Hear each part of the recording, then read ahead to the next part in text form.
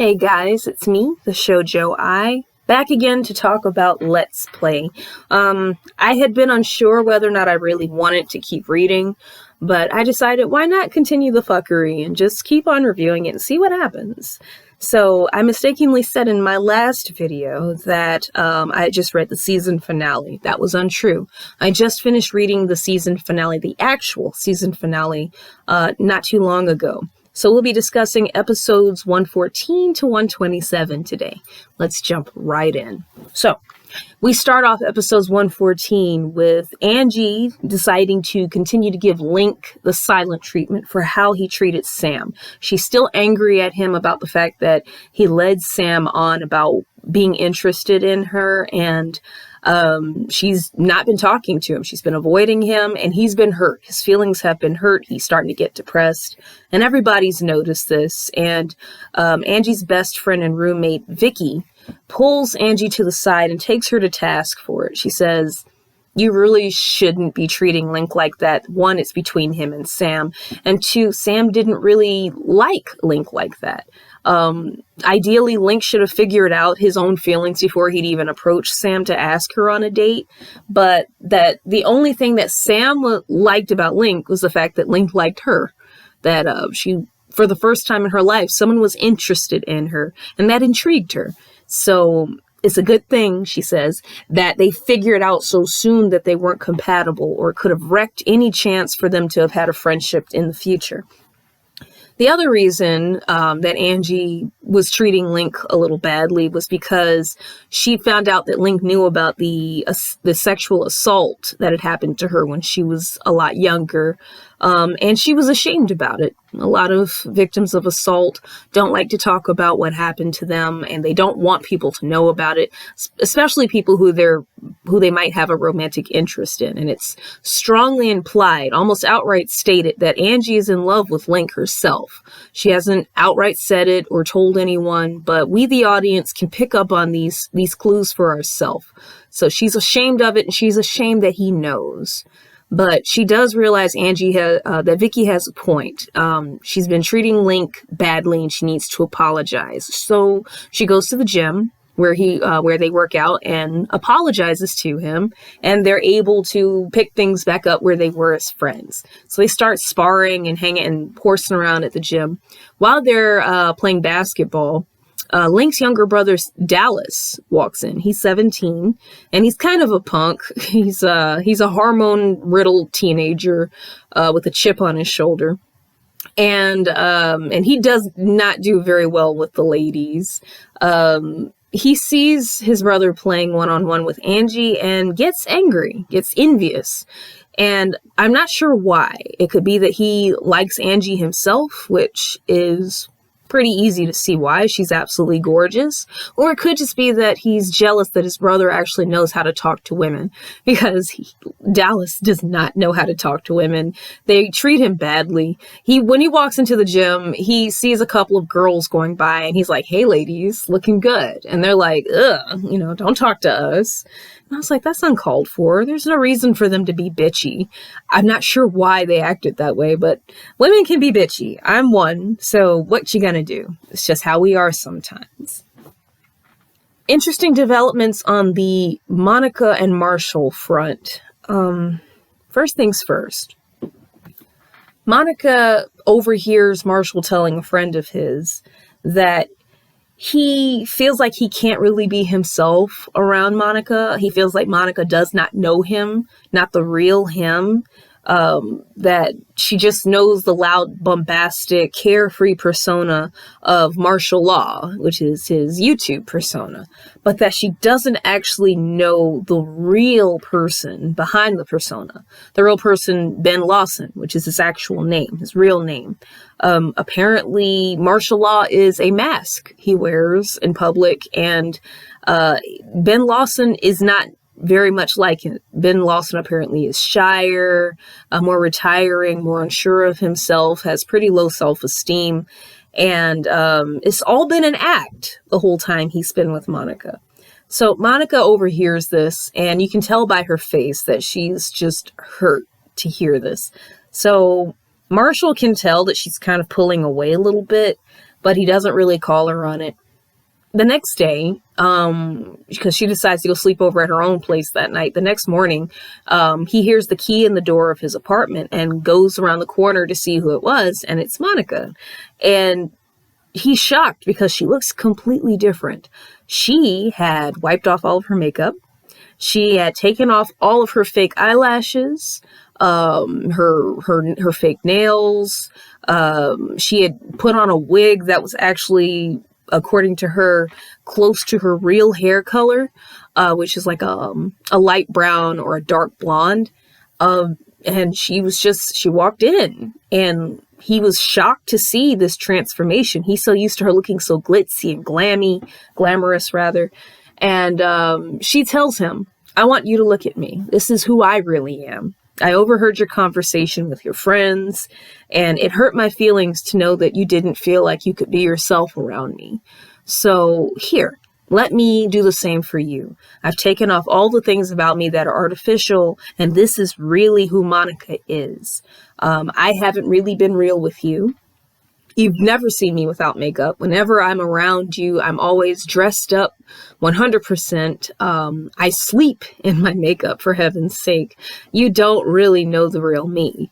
But I want to get to know the real you. So let's get to know each other for real." I got really excited when I heard that because I love Monica. She's one of my favorite characters so far, easily top 2. She might be my favorite, actually. As a matter of fact, she is my favorite. And it made me happy to see that she was acknowledging that we all wear a mask when we first start a relationship. That's just how we are.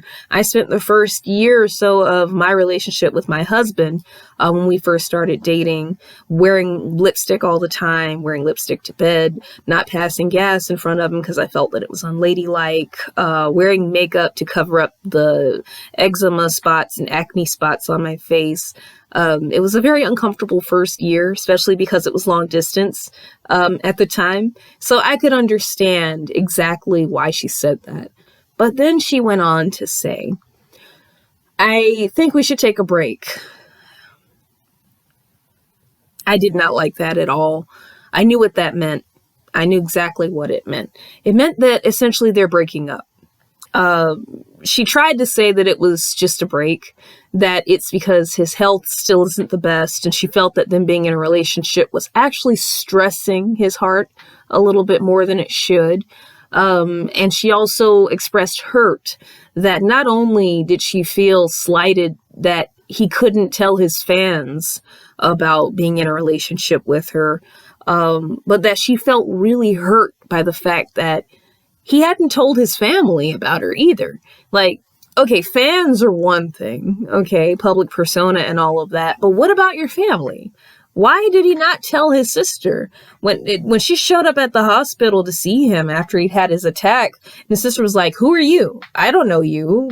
He's never mentioned you before. You must not be anything to him except someone just to have to fuck around with." And I could tell that hurt Monica. So as we see, that went a lot deeper than we thought. Food for thought, you know? But she just said, "Yeah, let's just take a break because I feel like it's time for us to have some time apart. Take that burden off of you, and we can try to link back up after your health begins to improve." And then she walked out, and I thought to myself, really? Really? After all of it, it just seemed to almost come out of nowhere. I didn't think that they'd break up.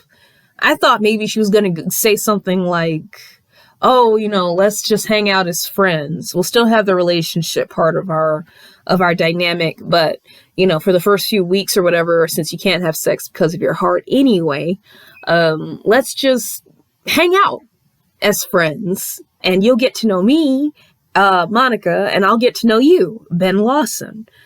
And that wasn't what she meant. And I knew it was a breakup because, her freaking dog started crying.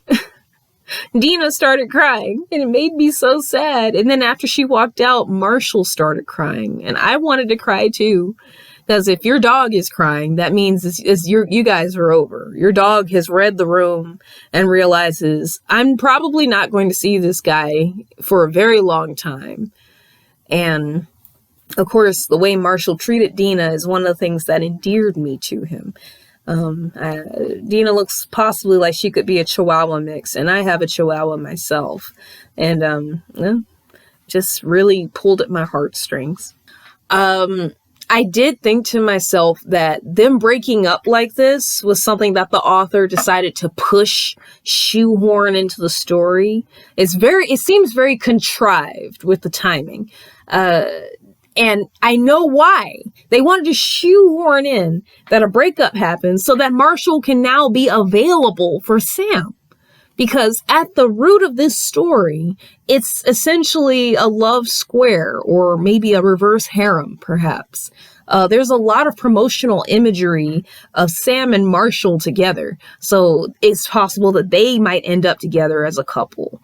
But there's also some imagery of Sam and Charles and Sam and Link. Though fuck Sam and Link, because Link deserves to not be in the story anymore. Link is out. Fuck Link. Let's move him out of the way. Really, it's just a love triangle now between Sam and Marshall and Charles.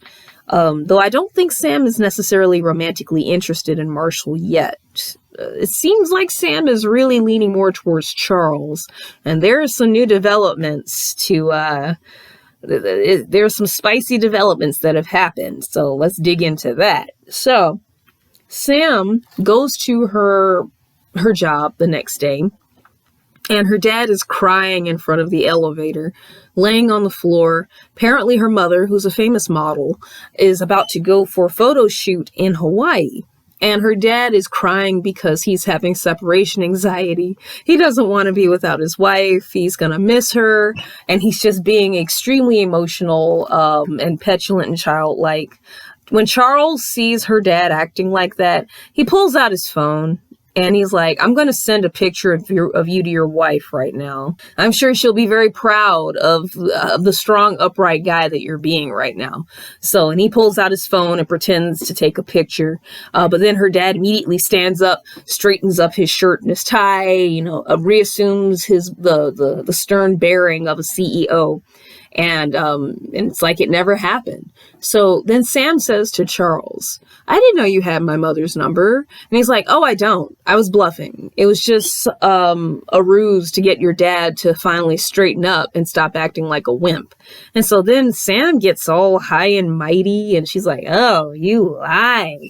I don't like the fact that you lied. That's manipulative. And I don't like that. That's not right. And I'm like, you are so judgmental. Where the fuck do you get off being so judgmental and high and mighty up on your fucking high horse? Sam finds out that Charles is actually a divorcee. I think she literally found it out that day or the day before. Because when she comes to the office initially, she reaches out to Charles to try to hold his hand, and his hand is in his pocket. So when she tries to hold his hand, he had been holding on to a chain in his pocket, and it accidentally fell out when he pulled his hand away. She realized when she looked at it that it was a chain that had a wedding ring on it. She gets freaked out looking at the fact that he's still carrying around his wedding ring. She's like, oh no, he might still have feelings for his wife. Oh, that's not good. And I'm thinking to myself, well, there's nothing wrong with still carrying around your wedding ring. If he does have feelings for his wife, so be it. He's allowed to have feelings. Relationships are very interesting animals. Sometimes you end a relationship feeling regretful for how you treated a partner, or sometimes you end a relationship feeling regretful for how you yourself ended it. Like, oh, they treated me badly and I wasted so much time on them, or I treated them badly and I wish I hadn't. It's just very interesting, intricate, interlaced feelings. And I did not like the fact that she felt like, oh, he shouldn't have any more feelings for her whatsoever. I mean, granted, his wife fucked around on him with his best friend. So maybe knowing that, she feels like, well, if she did all that and he's still carrying around his wedding ring, he must still be in love. Maybe. Remains to be seen. It really does. So In any case, she wants to go back to being his, she wants to stop being his assistant and go back to being a game developer for the company that she works with. She's just like, this is too much pressure. It's too much pressure for job performance. And it's also too much pressure because now I'm jumping through hoops trying to do stuff for you because I actually am romantically interested in you. I think it'd be better if I just went back to being a game developer instead of being your assistant. And I thought that was really good. I was glad to hear her say something like that, specifically because the fact that they work together is so irksome to me. They are very much attracted to each other. There's literal heat coming off of them when they're in the same room. They are hot to trot for each other. They want to get into each other's pants so bad. You can tell. And they keep going into his office and closing the door, and people are starting to talk. Lucy, the receptionist, is looking at them and making all these snide remarks when they come out of the office, like, oh, what were you guys doing up in there? You know, the door was closed and you were in there for a long time. Wonder what y'all was doing. Why didn't you tell me? I won't tell anybody. And, you know, she will tell people because receptionists apparently are huge gossips in this world. But it's beginning to be remarked upon that they're spending a lot of time together. And it just does not look good. It doesn't. Also, it's cliche as fuck. It is so cliche. How many times have we seen a boss and his personal assistant / secretary fucking around? Like, it's one of the biggest cliches of any romance novel. It's bad enough that they're having a workplace romance as it is, but for him to be actually someone she reports to, it just is all kinds of wrong. Also, Sam is always trying to hug Charles. Always trying to hug him. She's always asking for hugs. Can I hug you, please? She has large boobs. And as someone who has a chest that's not necessarily very small, I get asked to hug people a lot. It's usually guys. It's always guys. Oh, like, oh, you know, come here, give me a hug. I ain't seen you in a while, they'll say. And when I was younger and a lot more naive, I would hug people. You know, if they asked for a hug, I'm like, oh, sure, why not? Come here, let me give you a hug. Now that I'm older, I'm like, no, I don't want to hug you. Why do you want to hug me? How about we just do a fist bump? Because I'm not pressing up against you like that. You guys are nasty. You know, and same thing for Charles and Sam. You know that he just wants to hug her because she's got some nice boobs. And like when she actually says, maybe I should stop hugging you all the time because maybe you're finding it annoying. He's like, oh, no. Let's not be too hasty. Who said that we should stop hugging? No, please, come on. Come here, let's hug. And I'm like, dirty bastard, nasty old creep. No thanks. After he hugs her, apparently it's a hug that got her all hot and bothered because when he tries to pull away, she grabs his tie and looks at him. And then he like kisses her palm and she's like, oh no, you got to finish what you started. If you're going to do something, do it. And she's looking at him and I'm like, oh shit. Okay. Sam means business. She wants him to do more than hug her. Because then she's like, well, maybe you don't want to hug me because you're not attracted to me because I tried to be bold with Link and then he just basically got turned off. Maybe I'm not turning you on. So after he did this quick little look over his shoulder, which as soon as I saw that, I was like, oh, he's about to do something. You never see anybody looking around like that to make sure that they're alone unless they're about to do some shit, right? He grabs her and like kisses her and it's a very good first kiss, I guess, because it leaves her panting like a dog. And I'm like, oh, good for her. She finally had her first kiss. I'm so glad for her. I just fucking wish that it had not been in the office. Why the fuck is everything in the office? Every single time that they go into that office and close the door behind them, I always just want to go like, oh my God.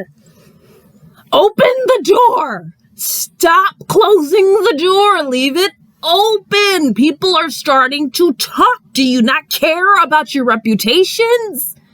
God, where is the professionalism? I don't get it. Sorry. Can you tell I'm not a fan of workplace romances? In any case, because as we see, when the door closes, they start getting up to bullshit. So, keep an honest thief honest, shun the very appearance of evil and leave the door open. So Marshall's talking to his friend after Monica has basically broken up with him. I mean, they say they're on a break, okay, but if anyone's seen Friends, you'll know the very iconic Ross line of, "We were on a break!" And it's like, it doesn't really matter. They've essentially broken up. But he's talking to his friend, and his friend is like, "How are you holding up, man? Breakups can be tough." Even his friend is acknowledging that it's actually a breakup, not a break. And Marshall actually says, interestingly enough, that he's relieved that this has happened, which surprised me. I thought he really loved Monica and that he liked being with her, but he says he's relieved that this breakup has happened, specifically because he feels like he doesn't have to pretend anymore when he's with her. And that made me a little sad. That really did. Because all this time, I mean, I knew he was putting on a persona, but I didn't realize that it was stressing him out as much as Monica knew, as much as Monica thought. It looked like she was completely right. Their relationship was one of the stressors with his health. So I guess it's for the best that happened. But he starts to talk about his future as well. Apparently, he's thinking that YouTube isn't going to be around for much longer, or rather, in his words, YouTube isn't going to be around forever. And it's time that he starts thinking about other things that he wants to do with his life, because he says he doesn't see himself still doing YouTube in his 40s. It's like, oh, that's an interesting, realistic way of putting things.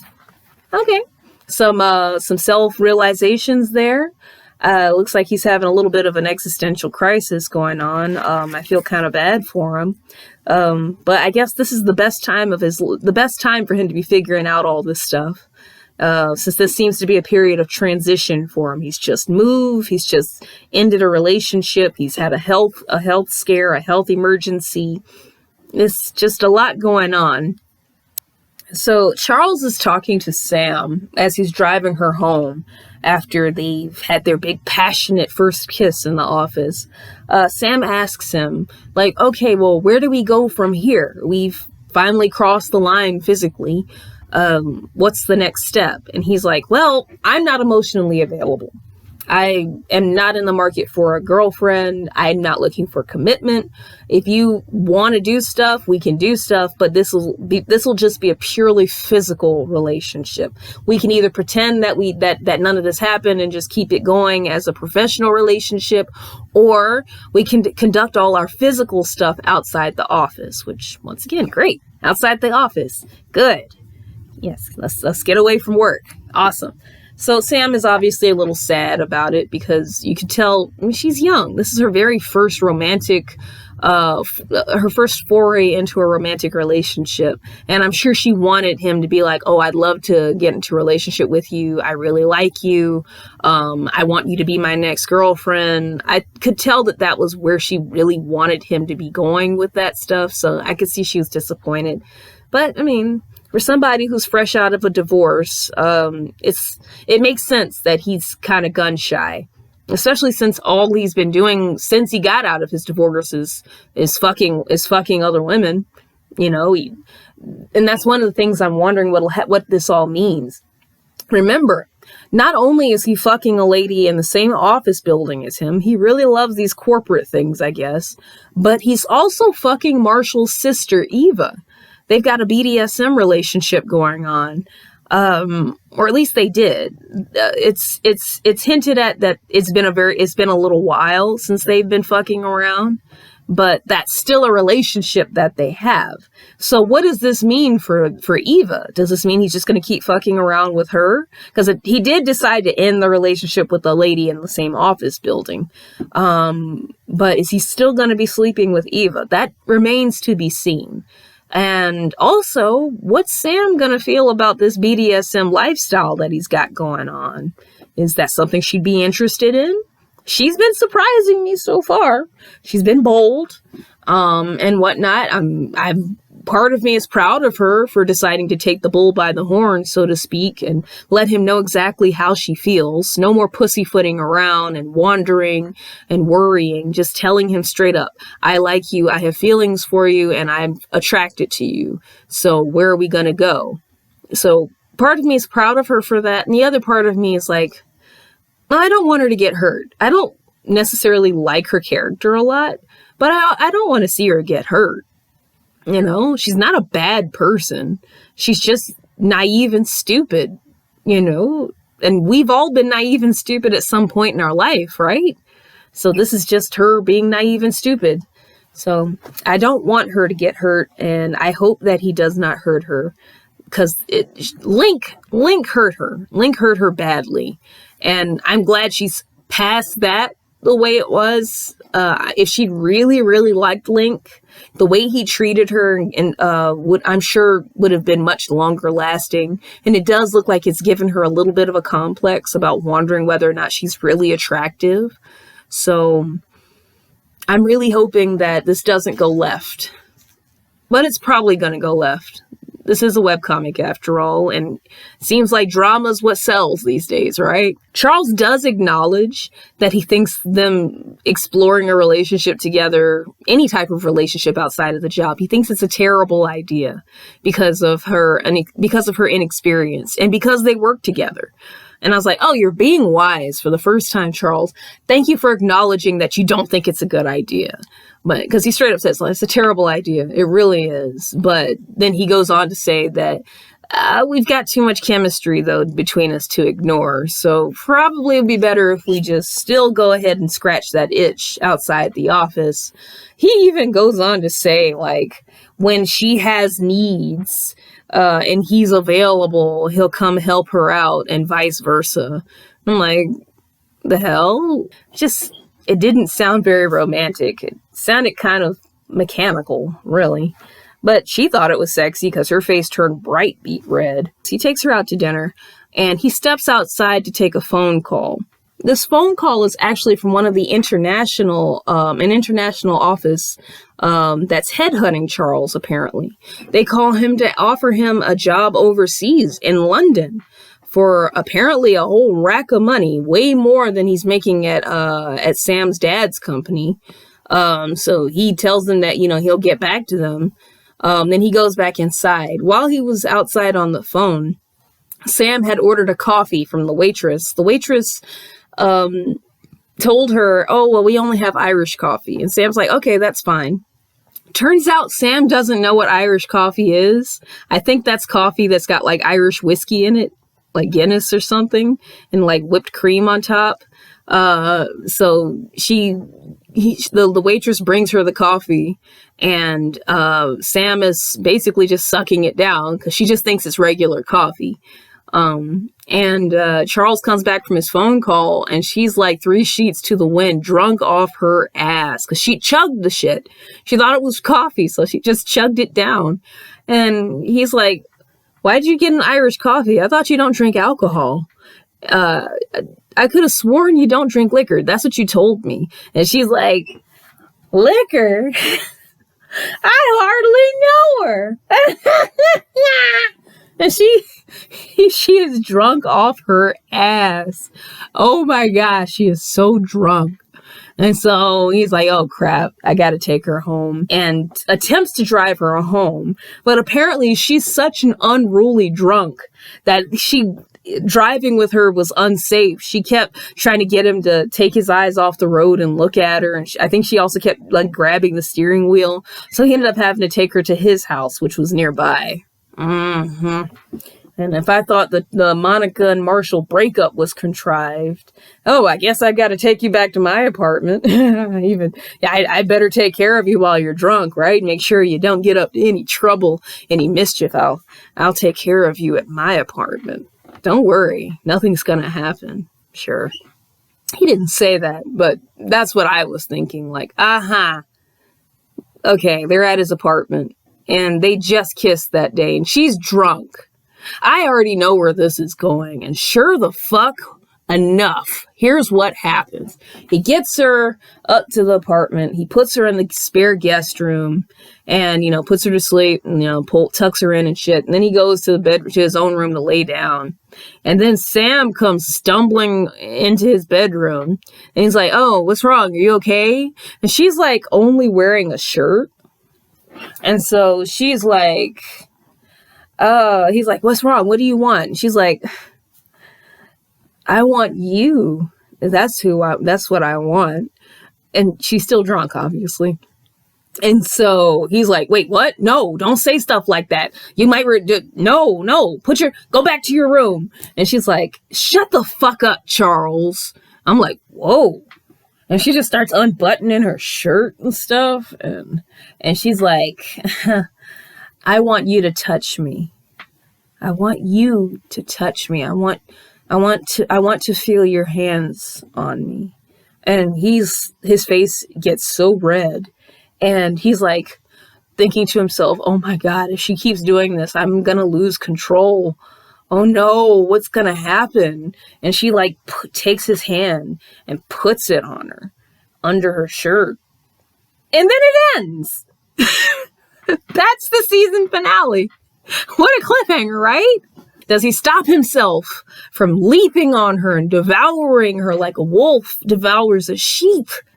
Or does he use some of that iron self-control that he has and stop himself from doing that because he knows that she would regret it in the morning, that she might not even remember it in the morning, and that she literally just got her first kiss that very day? I don't know. I guess we'll see, won't we? But what a cliffhanger, huh? I'm stoked to see what's going to happen. Apparently it'll be coming back within the next month. It's on hiatus right now. I'll be honest, I'm interested to see what happens. I kind of like Sam and Charles as a couple. Kind of.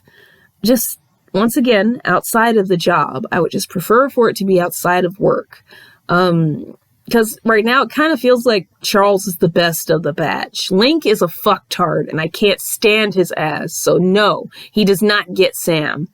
Marshall needs to figure his own shit out before he gets in any sort of relationship, because it sounds like he's got a lot of stuff going on up here himself. So he's got to figure that out before he can even entertain the idea of being in another relationship. And Charles is still a little hung up on his ex-wife. It could just be because he's paranoid about betrayal. If you get cheated on, you're going to be paranoid about this sort of stuff in other relationships. It's just how things go. But it does seem like he genuinely has a soft spot for Sam. He likes her company. He likes her game. You know, the game that kickstarted the plot? He played it. He played it all the way through. Apparently he stayed up all night long playing it. And ended up standing up somebody he was supposed to have a date with so he could play the game. And he really enjoyed it. So he thinks a lot of her. Just seems like he doesn't feel like he's deserving of a relationship. It kind of feels like he doesn't feel like he's deserving of love. And that makes me really sad. I hope very much that he realizes that he is deserving of love, that he's a good character, he's a good guy. And, you know, if Sam ends up being the person who helps him heal and helps him pick the pieces back up and put himself back together and realize his self-worth, then sure, good for her and good for him. But if it just turns out that he needs to heal himself without someone else being there as a romantic partner, that's fine too. So, in any case, that is Let's Play so far. The next season begins, so I'll jump back in and be back with you guys and give you my opinion on the next level of fuckery that's going to happen. Thank you guys so much for watching my video, and you guys have an awesome, awesome time. Bye.